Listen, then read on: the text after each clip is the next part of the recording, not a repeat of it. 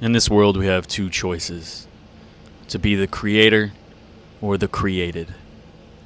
Let me know if this sounds a bit familiar to you.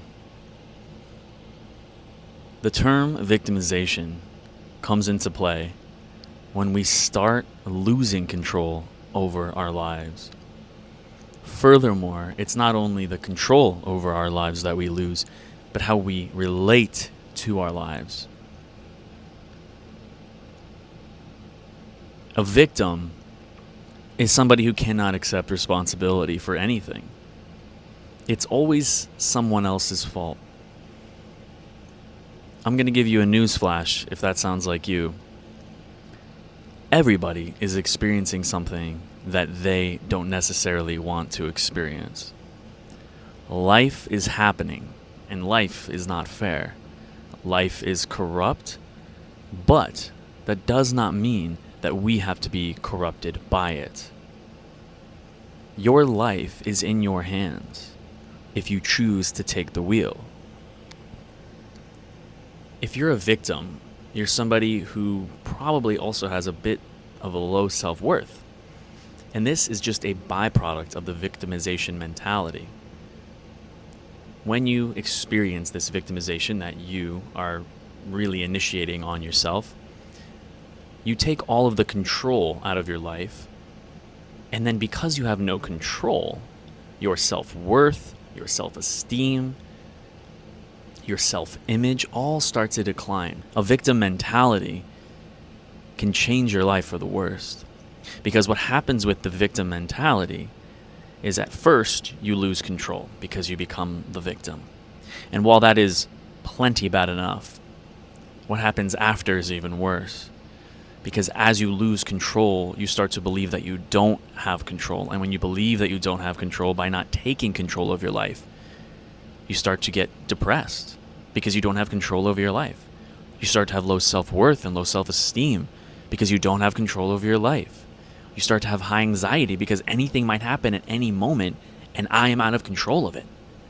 So what am I going to do? I don't have any control over what's going to happen. Depression, anxiety, low self-esteem. Then you end up in a paralyzed state most of the time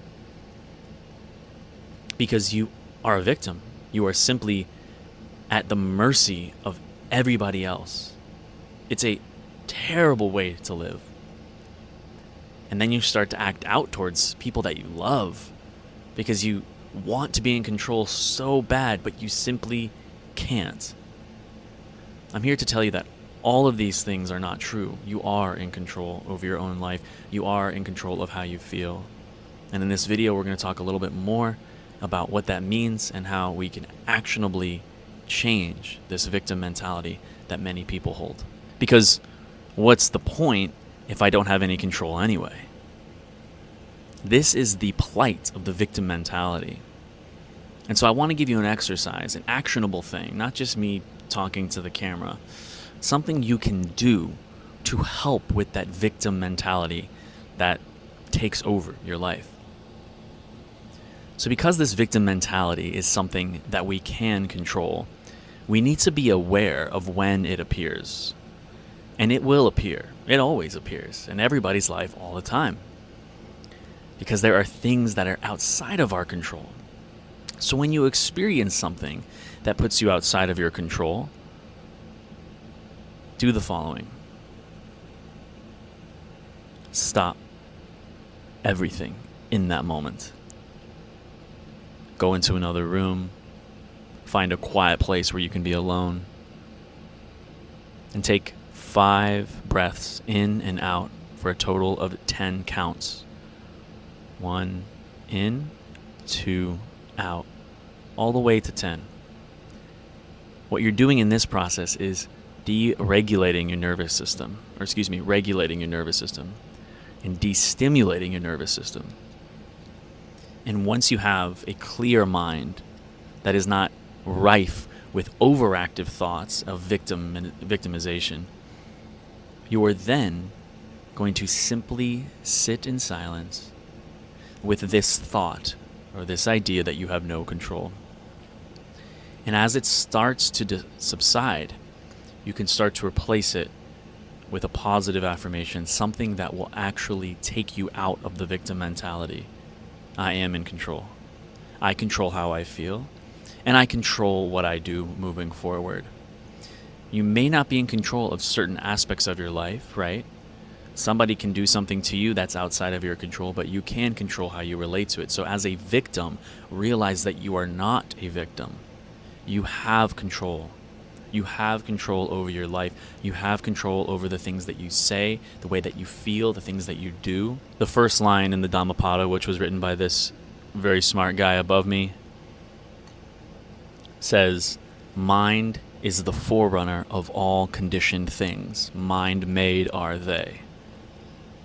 And that if you have a happy mind filled with love and compassion, then happiness will follow you like a shadow would follow a regular person walking on the street.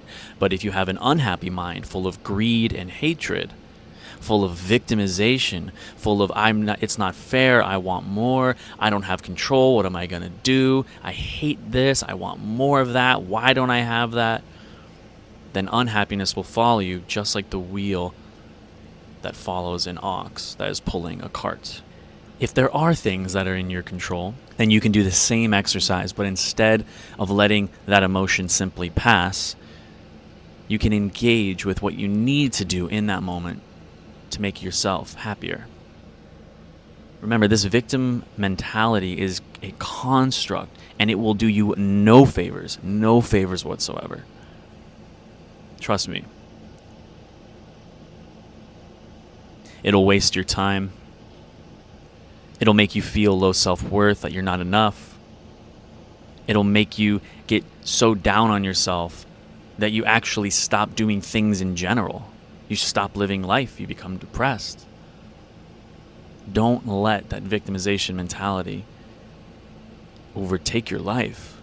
Don't forget to meditate today.